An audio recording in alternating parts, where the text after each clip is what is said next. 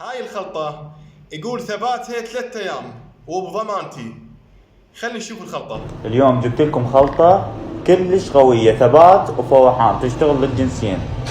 خلطة قوية قوية كلش، انطيك بيها ضمان ثبات 3 أيام 4 أيام، ثبات وفوحان.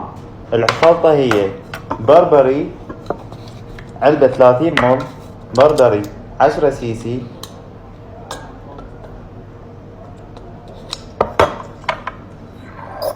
البربري امشي فيه يكون فرنسي. اما العطر الثاني خلطه ويعمل ويا الفندي باي شركة تريدها، وبكل الشركات قوي الفندي.